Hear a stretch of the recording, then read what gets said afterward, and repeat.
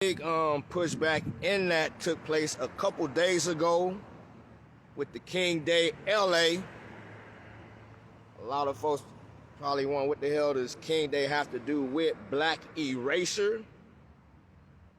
Part of it mainly because Dr. King himself, everything he was about, his image, what he stood for years, decades, had been getting erased as part of the programming to get our folks on a watered down version of nonviolence. Because even when they talk about nonviolence, they basically portray it as submission. But Dr. King's tactic of nonviolence was in challenging the system.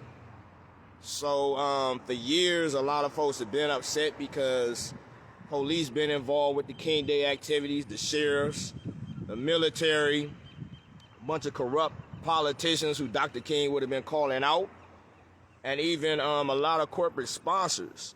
I'm gonna post some pictures later on to show where that main billboard that sits on top of what used to be King Music, every year around King Day, if you notice, Coca-Cola rents it. But if you look up Dr. King and Coca-Cola, you will see that is one of the major corporations Dr. King fought. So again, you have all of these entities who are allowed to buy their way into the King Day, as they try to call it for a while, the Kingdom Day. You know, they try to completely change the shit. But it was just major disrespect to what the brother stood for and ultimately gave his life for. You know, back when he was speaking about having a dream, they weren't as threatened. I mean, they was threatened because a black man assumed so much power. But as he began to become more of a black nationalist, as he began to speak about reparations, as he began to speak out about the imperialist wars that America was engaged in, that's when he became even more of a threat, and that's ultimately when they assassinated him. And that's what, for years now, they have tried to bury the true image of Dr. King. But I most definitely want to salute everybody that stood up this year to reclaim the true legacy of Dr. King. Got to give a shout out to John Parker. What up, Tony? Say you tuned in from the crib, huh? I was like, what's good with you? Where you been at, brother? You been missing in action.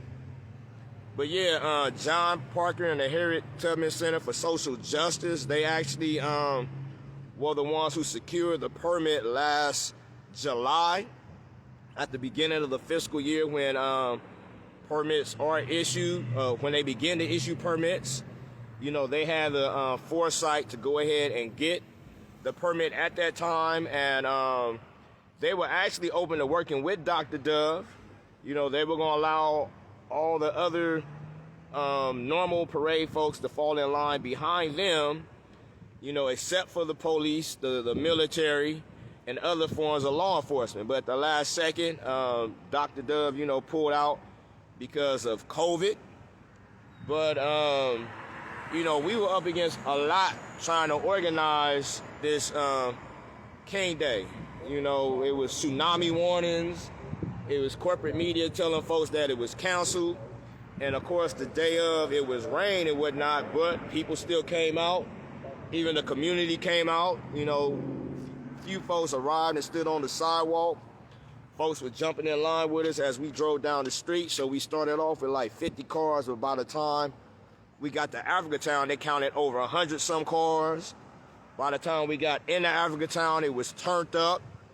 I don't know how many people. It was a lot of people that came out to the King Day Festival in the park. So again, just want to big up all the organizations. There were about 30 different organizations that came together to make both the parade and the festival happen. Again, John Parker and the Harriet Tubman Center for Social Justice, Brother Quasi with the MLK Coalition, and of course, the Black Pack, you know, Sister Tara and the Black Pack stepped up. Downtown Crenshaw was involved. Project 43 was involved. And a lot of other folks. Green Candy put together that outstanding fashion show. And of course, our vendors, you know, they came out represented. A couple vendors, about 4 vendors actually slept overnight to help look out for things and make sure they had a space. Want to shout out to the other brothers who slept overnight to make sure no funny business went down. Want to shout out to brother Sharif. Finally got his truck back. He showed up about 5:30 in the morning and started pumping those king speeches, waking folks up. But most definitely big ups to everyone. What's up, DJ Kali Monk? I see the LMAO. I know exactly what you posted that about. But yeah, so it was real interesting that whole week leading up to King Day. You know, a lot of shit we shared on social media to encourage folks to come out. We were able to get on a few radio spots. We heard KJLH announced it. We were able to get on KPFK, KBLA, and you know, announcing on a few different shows. Queen Melina had Brother Quasi on This Is Not a Drill. So we appreciate all that support. However, there was other information we chose to not share at the time because we did not want to discourage people from coming out. But I think probably the most serious was, I don't know if it was last Thursday, Wednesday or Thursday. If you remember, Kali, go ahead and put in the comments for me. But one of those days we were on King and Western doing a Black Power Hour to both educate the community that the King Day was still going to take place, but also to raise funds as, you know, there were a lot of things that were needed to happen to make everything go as smooth as it did. But while we were out there, you know, probably out there for about 3 hours, but after about the second hour, a car pulled up. Person jumped out, had a hoodie on, you know, started approaching me. First, I didn't recognize the person. And as they got closer, I saw a knife in their hand. I'm like, for real? And then I recognized the person is last Thursday. All right, good looking out. I recognized the person was this black woman named KEYANNA. And she ran up, you know, threw a punch with it, ran up on me, threw a punch with her left fist, had the knife in her right hand. And, you know, we managed to, you know, restrain her and all that. But just a little history on this. You know, the past few weeks I've been sharing that when things start to happen, when attacks start to come at us, when there's disruption and us trying to be progressive, there's the black person that does the shit. Usually above them, there are gatekeepers. And behind the gatekeepers, somewhere sooner or later, you will find the white entities that are orchestrating the shit. Now, on the bottom level, with this nutty-ass KEYANNA, you know, there's history going back over a decade with her. At certain points, you know, we were all able to briefly work together. You know, for the longest, her white husband, a lot of folks have suspected as being some type of agent. However, because they respond to families whose loved ones have been killed by police, they have managed to establish themselves in our community as seemingly activists. However, within the movement of people who actually do the work, they have been extremely problematic. Now, when she ran up on me ran up on us this past Thursday, she was yelling about an incident that happened 14 months ago, over a year ago. It was actually the Saturday after Trump was voted out of office. There was a huge event downtown where I was doing security for Melina from Black Lives Matter Los Angeles. And KEYANNA, you can go to their pages right now and scroll through and you'll find where she's been obsessed, overly obsessed, toxically obsessed with Melina for years, mainly speaking about an incident that happened way back in 2014. So at this particular incident, 14 months ago, I was doing security as Melina was asked to speak at an event downtown, and right before we went up on stage, Melina's daughter was already on stage, and she came and told us that KEYANNA's daughter had been brought to the front of the stage and could not find her mom. And she asked us whether or not we thought it would be a good idea to make an announcement that they had found her. And that was one of those damned if you do, damned if you don't moments. So the decision was made to go ahead and announce that the daughter was on the stage But right before they made the announcement, I saw KEYANNA walk through the crowd. I reluctantly waved her down, and I pointed to the stage to let her know her daughter was there. She went, got her daughter, walks over to us, and I'm thinking she's about to say thank you, whatever, whatnot. But instead, she very angrily says, y'all need to make sure y'all don't exclude my daughter and let her speak because she's been through a lot standing on the front line. And I'm like, wow, we just helped you find your daughter. I'm not saying this, I'm thinking this. We just helped you find your daughter and you come over here flexing on us. So I said, well, what you need to do is pay attention to your daughter. So she instantly starts going off, going wild, whatnot. So Melina goes on stage, she speaks, and as we start to get off, actually the whole time Melina was speaking for about 10 minutes, KEYANNA was walking through the crowd. Now, there's thousands of people out there watching all of this. She's walking through the crowd, hollering, you know, just flipping the hell out. So as we start to get off the stage, it was actually a truck. We were about to get off the back of this truck, and she starts walking towards us. So I position myself where I could be in between her and Melina, where she'd try to do some shit. So first I help Melina off the truck, and as I'm getting off the truck, this fool pulls me off the damn truck into her. So I'm completely off balance, but at that time, once I gather myself, I pick her up and I pin her down on the truck to make sure no further shit happens. Now, just a little prior history to that, about, that was over a year ago. About a year before that, she went after another brother with a knife because of a social media back and forth. So at that point, I'm not about to play with this woman. And, you know, as soon as somebody see a man and a woman, they automatically are looking at the man as guilty. But again, it was thousands of people that saw this shit play out. So by the time other people come over there and you know, finally separated, she instantly pulls out her phone and starts to claim that I attacked her. She claims I attacked her in front of her daughter. Now, all of these thousand people just witnessed her attack me, but she goes on social media to appeal to her following and her audience or whatever. Now, the other sick part to this, a lot of her following of the families of people who have, who loved ones have been killed by the police. So now she's trying to manipulate and play them into getting involved in her bullshit. But yet here she is trying to play to be the activist. So bringing it back to date. So after the incident where she now pulls up on us on King and Western, she's now bringing that incident up. But now I'm sharing with folks, okay, pay attention. Y'all just saw this fool attack me. And once again, her thing is going to be that I attacked her and, you know, try to create this chaos. But again, the timing of it. So here we are on King and Western, raising money. You know what I'm saying, to have this King Day. We are trying to encourage people to come out. You know, we're trying to do something to help the community. Here she comes out of nowhere. But let's go back a year ago, a few months after that attack on November. Bring it back to about January, February. She's now at a meeting with Najee Ali and these other people that were hired to attack us last year.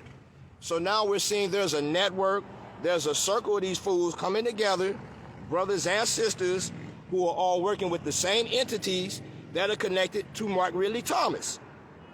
So again, that's what I'm saying. When shit happens, a lot of folks get caught up in the drama or the seemingly drama that they want you to think it is.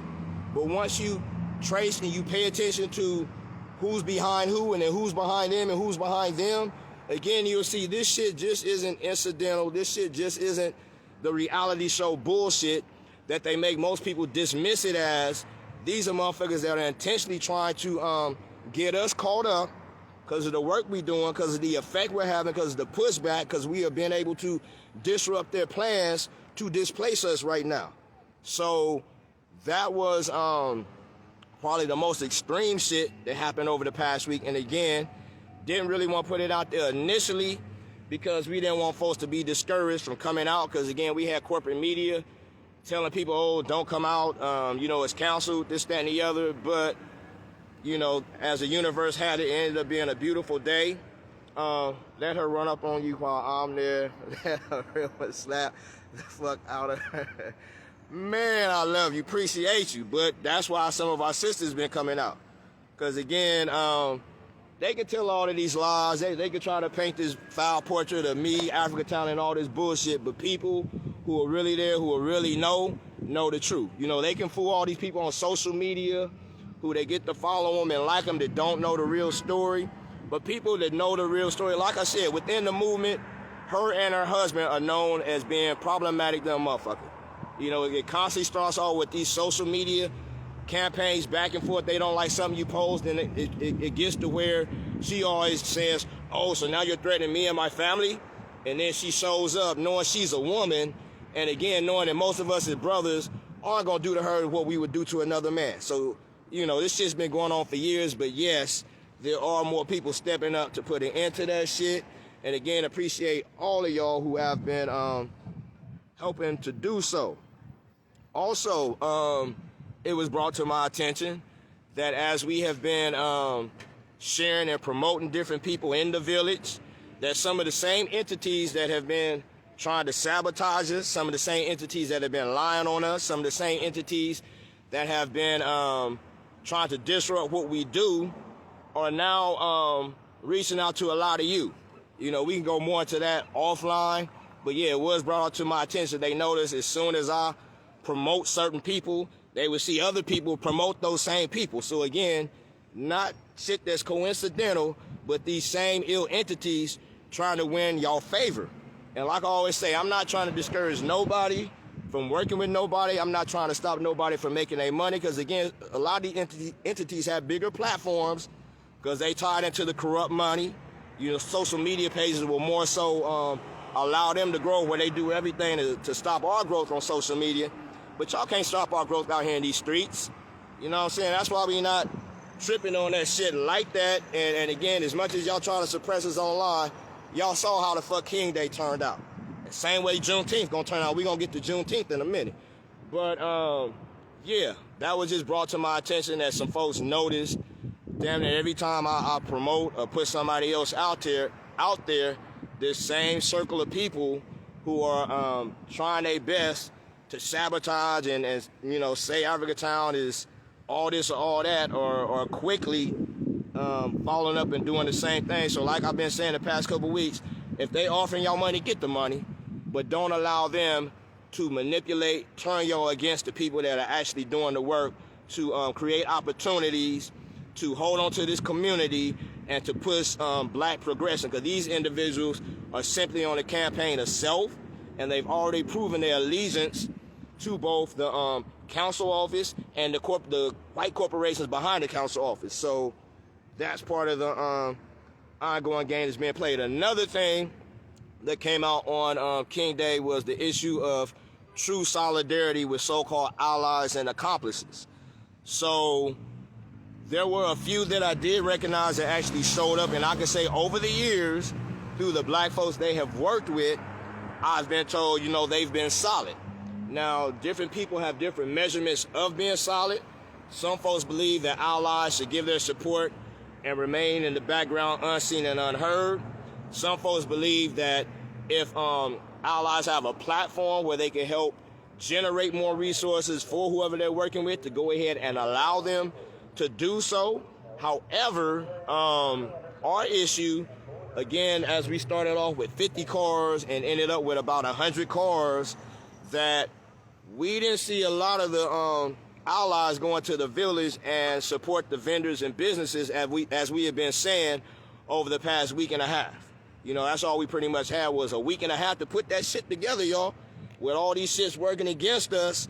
So again, as much as they want to, you know, speak that shit about what we can't do or we can't have this, that, and the other, you know, the Most High is blessing us to keep shaming them, proving them wrong. But yeah, that's something, you know, we put out between now and the next year before allies want to show up again and, you know, promote their campaigns and agenda. We want to see over the next 360 days what y'all do to actually help black folks. You know, will you be putting your bodies on the line to stop black people from getting killed? Will you be coming out to address the issue of blacks being displaced from their homes and their communities? Will you be addressing your people who are now taking over management positions in these different businesses, be it small local businesses, be it government positions, who once they get in, they stop hiring black folks and don't do nothing but hire their own people. You know, this is what we talking about, true allyship, true accomplices. If, you know, you look to once again show up on some of our bigger days. So, yeah, meditate on that and get back to us on the next episode.